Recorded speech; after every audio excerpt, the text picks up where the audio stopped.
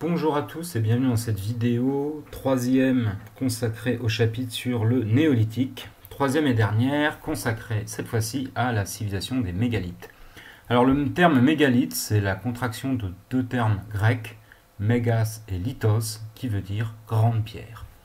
Donc ces mégalithes, on va les trouver absolument dans toute l'Europe, mais aussi dans le reste du monde. Mais là, j'ai mis juste une carte d'Europe pour que vous réalisiez. Alors, ces grandes pierres, quand on vous dit mégalithes, vous pensez dolmen et vous pensez Bretagne. Mais comme vous le voyez, on en trouve absolument partout.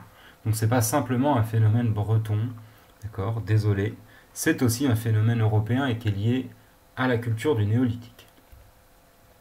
Alors, voilà typiquement ce qu'est un alignement mégalithique, c'est-à-dire un alignement de grandes pierres. Elles ne sont pas forcément pointues, hein, d'accord. Les mégalithes, c'est des gros rochers qui ont été déplacés et souvent alignés par les hommes du néolithique. Ici, vous voyez le site du Champ des Roches, appelé l'Intrigavou.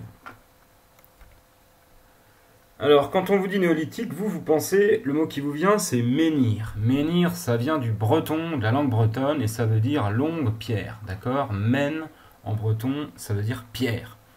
Donc, ces menhirs, qui ne sont pas une spécificité bretonne non plus, on va les trouver, ce sont des pierres qui ont effectivement été taillées, celles-là. Alors, le plus célèbre, elles ont été taillées ou pas d'ailleurs, mais parfois elles ont été taillées.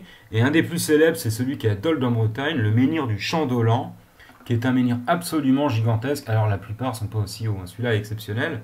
Mais il a été déplacé et mis debout par les hommes du néolithique. Ça leur a demandé des efforts absolument incroyables.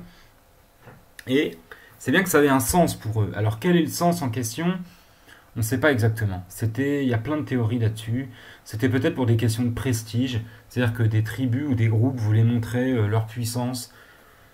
Comme aujourd'hui on fait des gratte-ciel, à l'époque c'était à qui allait avoir les plus beaux menhirs ou les plus beaux alignements de roches, ce qui montrait la capacité en fait à déployer de la force. C'est une hypothèse parmi tant d'autres. Ça peut aussi avoir des raisons religieuses. Bref, il y a plein de causes. Mais comme ils n'ont pas laissé de traces écrites, on en est un peu réduit aux hypothèses. Autre mot que vous connaissez sans doute, dolmen, on trouve men, c'est du breton, c'est-à-dire la table de pierre. Et en fait, c'est lorsque les hommes du néolithique faisaient ces architectures un peu particulières, où en fait ils faisaient comme des couloirs, d'accord, mais si vous regardez, ça ressemble à une table de pierre, si on part du principe que là sont les pieds, et au-dessus c'est la table. Et dans ces dolmens, alors là on a trouvé des tombes, hein. Là on sait que ça servait sans doute à enterrer des personnes, c'était déjà un édifice.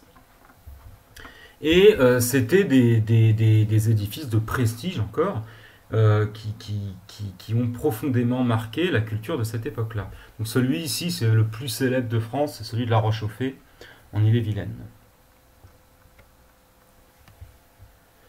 Alors je vous ai dit qu'on pouvait trouver des personnes enterrées dans les dolmens, et on a trouvé des tas de sites qu'on a appelés des tertres ou des cairns. Alors ça c'est un tertre, d'accord, ici c'est le tertre de Saint-Nazaire. Alors qu'est-ce que c'est qu'un tertre ?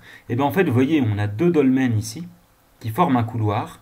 Ce couloir, ensuite, il a été recouvert par des pierres, et on lui a donné une forme, d'accord ? C'est des pierres qui ont été amenées, et ensuite, ça a été recouvert de terre. Donc c'est un tombeau. Là, pour le coup, c'est vraiment une tombe. On a trouvé des traces dedans d'ossements, donc c'était un tombeau pour qui ? Pour les chefs, et les personnages les plus prestigieux, sans doute les rois de l'époque. Vous voyez là le schéma d'un tertre. On a un dolmen, donc la table de pierre, à côté duquel on a stocké des petites pierres, d'accord, et on a recouvert tout ça avec de la terre. Donc ça fait ce qu'on appelle un tertre, qui est un tumulus. Un tumulus, c'est un mot latin pour dire tombeau. Enfin, on va dire que ça veut dire tombeau, c'est pas exactement tombeau, mais retenez que les tumulus sont des tombeaux, d'accord, et un tombeau en pierre et en terre, ça s'appelle un tertre. Vous avez aussi des cairns, alors eux sont des tumulus, mais qui sont faits uniquement en pierre. On ne les a pas recouverts de terre par-dessus. Donc je ne sais pas si vous imaginez la quantité de travail pour fabriquer ça. Et là on voit bien l'entrée. Donc c'est pareil, il a d'abord fallu faire un dolmen. Et ensuite, il a été intégralement recouvert sous des tas de pierres pour durer. Et ils ont duré des milliers et des milliers d'années. Et ce qui est impressionnant, c'est qu'à l'intérieur de ces tumulus, vous voyez, ça c'est celui de Gavrini dans le golfe du Morbihan. Vous voyez que tout a été sculpté. C'est-à-dire que c'était des tombes de très grand luxe et des édifices vraiment pour des gens très importants où les tribus montraient leur pouvoir et leur savoir-faire. Donc c'était des lieux religieux et artistiques aussi. Les mégalithes les plus célèbres du monde, ils ne sont pas en Bretagne, ils sont en Angleterre, dans un site qui s'appelle Stonehenge, où on a trouvé de gigantesques structures mégalithiques. Alors vous voyez, alors, il n'est pas dans cet état-là aujourd'hui, parce qu'il y en a certains qui sont tombés, mais les archéologues l'ont parfaitement reconstitué. Et donc il s'agit de cercles de pierre, d'accord? Vous avez un petit là, un grand là, un autre là, des cercles dits concentriques, dont on ne sait pas exactement ce qu'ils étaient, à quoi ils servaient. On a plusieurs hypothèses. C'était peut-être une horloge astronomique, d'accord, quelque chose qui permettait de savoir où on était au niveau des saisons.